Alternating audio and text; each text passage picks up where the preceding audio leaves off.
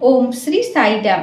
परमाराध्य परम प्रेममय परम करुणामय प्राणसखा भगवान का चरण कमल रे कोटि कोटि प्रणति। मु समापिका आपण मानकु स्वागत करुछि साई दिव्य वार्तार 10म दिवस को। आजिर मुख्य विषय वस्तु हेउछि नाम जपर शक्ति। एहा हेउछि भगवान श्री सत्य साई बाबांकर दिव्य शिक्षा। नाम जप कौन? नाम जप हेउछि दिव्य नाम बा मंत्रर अविरत ओ हृदयस्पर्शी पुनरावृत्ति। जेपरी ओम श्री साईराम। स्वामी कुहंती प्रत्येक श्वास रे तुमे एही दिव्य नाम को रख। एही उच्चारण मन को शुद्ध करे, भीति और चिंता दूर करे एवं देवतांक निकट को नहीं जाई थाए।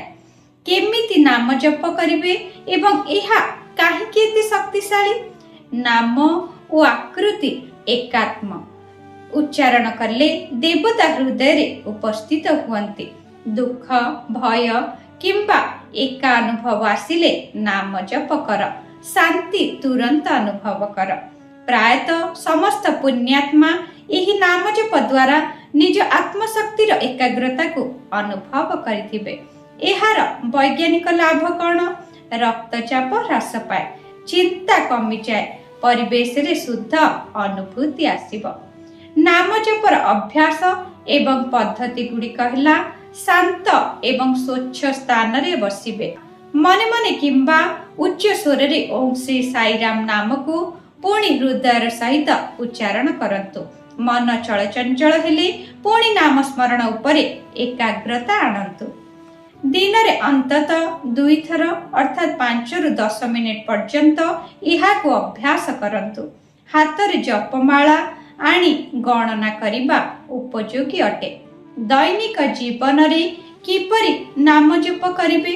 चालिबा, काम करिबा, खाइबा, सोइबा पूर्वरु मने मने नाम को उच्चारण करंतु। स्वामी का शिक्षा लघु कथा। स्वामी का आशीर्वाद स्वरूप उदाहरणटी हेला नाम जप हेउछि कलिजुगर महौषधि। नाम जप ए जुग पई सर्वसाधारण मार्ग। एका थरके निश्चल भावरे कहिले जुग जुग धरी अज्ञान को दूर करिदिए। एहार दृष्टांत हेउछि एक भक्त कर्म रे बहुत चाप रे रहुथिले। जेतेबेले एक मीटिंग रे थिले निज मने मने ओम श्री साईराम उच्चारण करिथिले। मन शांत हेला, काम भल हेला एवं परिवेशटी मधुर हेला। आमे किपरि दैनंदिन एहाको अभ्यास रे परिणत करि पारिबा? नित्य 2 थर नाम जप करी प्रभाव को अनुभव करंतु। परिवार रे पिला और वृद्ध व्यक्ति थिले एकत्रित होई नाम जप करंतु। भजन ग्रुप चैंटिंग रे उपरे अधिक ध्यान दियंतु। समस्या भय किंबा आनंद रे मध्य नाम उच्चारण करंतु।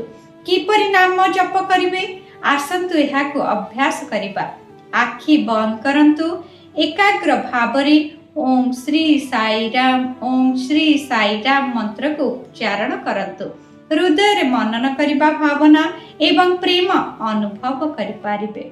नाम जप निज को दिव्यत्व आड़कू नहीं जाए। एही वीडियो को लाइक करंतु, सब्सक्राइब करंतु एवं कौन नाम उच्चारण करबा को आपणकर मन पसंद लेखंतु एवं परिवार और मित्र मानक सहित शेयर करंतु। आसंता काली पुणी मिसिबा आत्मनियंत्रण और शिष्टाचार शक्ति विषय वस्तु को नहीं। सर्वे भवन्तु सुखिनो। जय साईराम।